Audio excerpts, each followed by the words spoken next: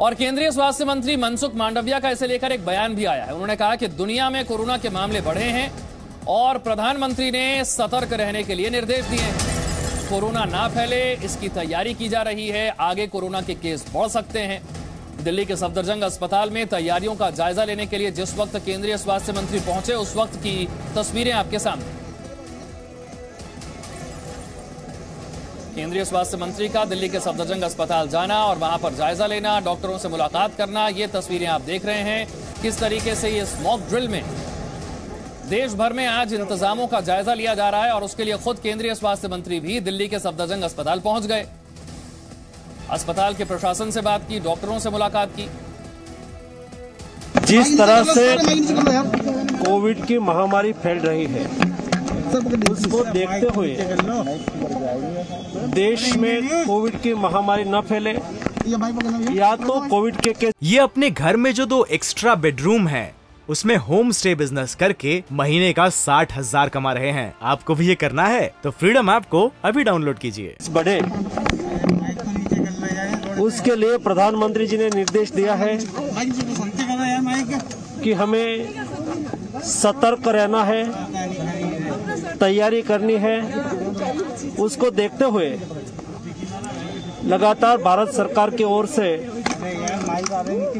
Covid आने वाले दिनों में देश में न फैले उसके लिए तैयारी की जा रही है।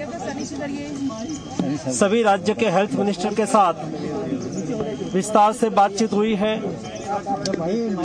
देश के इंडियन मेडिकल एसोसिएशन के डॉक्टर मित्रों के साथ भी बातचीत हुई है और आज सारे देश में जो कोविड ट्रीटमेंट देने वाली सभी अस्पताल में मॉक ड्रिल की जा रही है ताकि हमारी सारी हॉस्पिटल कोविड केस देश में बढ़े तो संपूर्ण तरीके से तैयार रहे। आज सफदरजंग अस्पताल में मैंने प्रत्यक्ष आके कोविड वार्ड का निरीक्षण किया।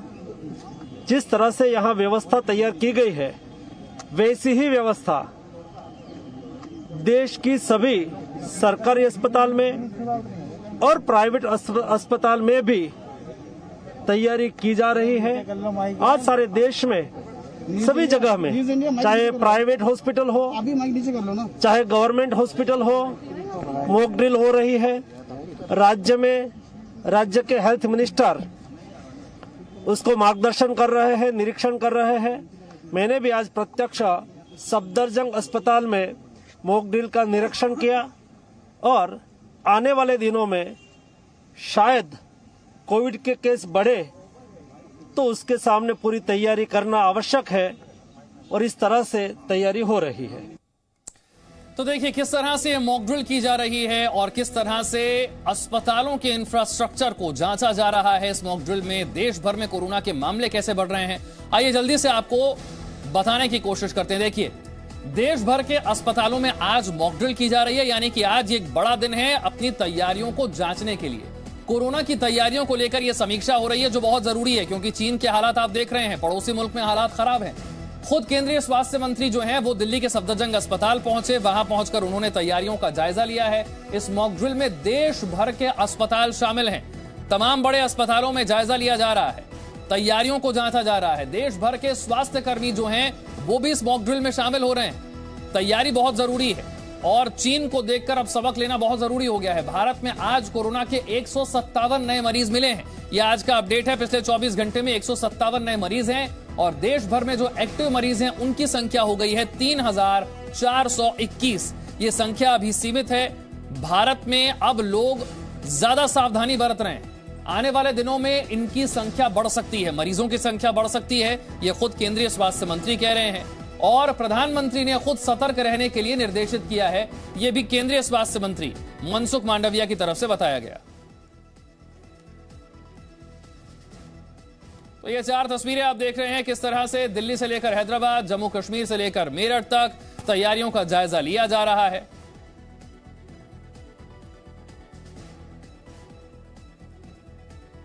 अलग अलग शहरों से मेरे सहयोगी मेरे साथ जुड़ रहे हैं। सबसे पहले मैं पूजा मक्कड़ का रुख करूंगा जो दिल्ली से मेरे साथ हैं। पूजा, यहां तो तैयारियों का जायजा लेने के लिए खुद केंद्रीय स्वास्थ्य मंत्री ही दिल्ली के सफदरजंग अस्पताल पहुंच गए। किन किन चीजों का जायजा लिया जा रहा है और तैयारी कैसी नजर आ रही है इस वक्त भारत की?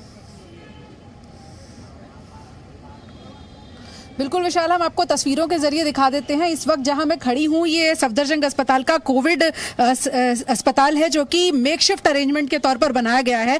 यहां जो बेड्स की तैयारी है वो भी आपको दिखा देते हैं कि वेंटिलेटर एनेबल्ड बेड्स हैं यहां पर, और साथ ही साथ ऑक्सीजन एनेबल्ड बेड हैं।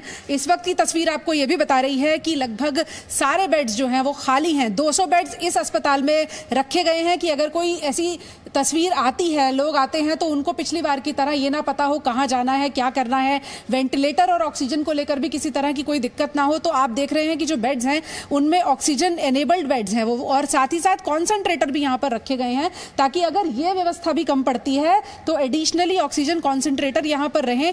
कई बेड्स ऐसे हैं जो वेंटिलेटर एनेबल्ड हैं, जहां पर लगातार मरीजों को चेक किया जा सकता है। और साथ ही साथ हर अस्पताल ने विशाल इस वक्त टेस्टिंग बढ़ा दी है ताकि जीनोम सीक्वेंसिंग से ये पता चल सके कि भारत में कोई नया वेरिएंट तो नहीं आ गया है जो भारत के लिए आने वाले वक्त में चुनौती बन सकता है। लेकिन आज की तारीख में अगर हम कहें तो व्यवस्था इतनी नजर आती है कि आने वाले दिनों में भी पैनिक की स्थिति ना हो, इसका इंतजाम कर लिया गया है। चलिए, पैनिक की स्थिति ना हो इसका इंतजाम कर लिया गया है। दिल्ली के यह हाल है। बेंगलुरु चलते हैं, जयपाल मेरे साथ है। जयपाल, यहां पर आज मॉक ड्रिल में कौन कौन से अस्पताल शामिल हैं और यहां पर तैयारियां किस तरह की नजर आ रही?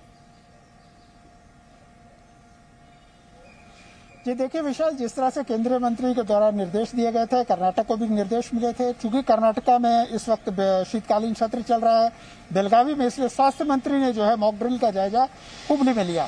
इस वक्त मैं बेंगलुरु के केसी जनरल अस्पताल में मौजूद हूँ। बड़ा अस्पताल है और आज यहाँ पे मेडिकल सुपरिटेंडेंट ने तमाम परिस्थितियों की जानकारी ली और जायजा लिया कि कितने तैयार हैं वो। एक तरह से देखा जाए तो इस अस्पताल ने फिलहाल जो है 100 जनरल बेड्स तैयार रखे हैं कोविड की स्थिति से निपटने के लिए। विशेष परिस्थिति के लिए आईसीयू के 50 बेड को तैयार रखा गया है। वेंटिलेटर की संख्या भी जो है 50 के आसपास की है। मेडिसिन जो है उसको भरपूर मात्रा में इस बात को तय किया गया है कि आवश्यकता पड़े तो वो मेडिसिन भी उपलब्ध हो जाए। इसके अलावा जो लेबोरेटरी के अंदर में आपको RT-PCR टेस्ट हैं उनको लेकर के भी पूरी व्यवस्था की गई और जल्दी से जल्दी रिजल्ट आ पाए इसके लिए भी मैन फोर्स लगाई गई है।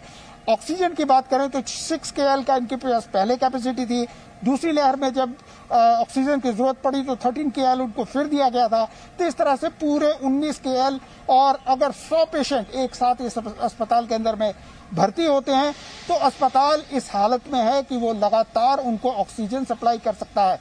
फिलहाल की जो स्थिति है उसके अनुसार अस्पताल का दावा है कि अगर कोई भी परिस्थिति आ जाएगी तो उससे वो सही तरीके से निपटने में पूरी तरह से सक्षम है। उनके पास मैन फोर्स भी है और जो मेडिकल के जो कर्मचारी हैं उनको भी पूरी तरह से तैयार रखा गया है इस तमाम परिस्थिति से निपटने के लिए। लगभग यही स्थिति जो दूसरे अस्पताल हैं, सरकारी अस्पताल हैं, उनके अंदर भी है। अलग अलग जगहों पर मेडिकल सुपरिटेंडेंट, कहीं स्वास्थ्य के वरीय अधिकारी, इन सबों ने जाकर के स्थिति का जायजा लिया है। फिलहाल जो वो स्थिति संतोषजनक नजर आती है।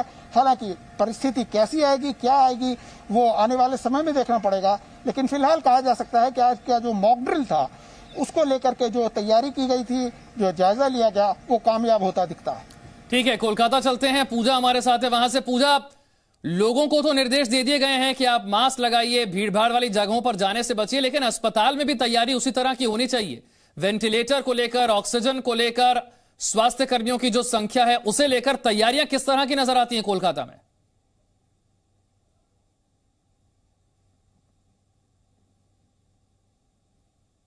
ये अपने घर में जो 2 एक्स्ट्रा बेडरूम है उसमें होम स्टे बिजनेस करके महीने का 60,000 कमा रहे हैं। आपको भी ये करना है तो फ्रीडम ऐप को अभी डाउनलोड कीजिए।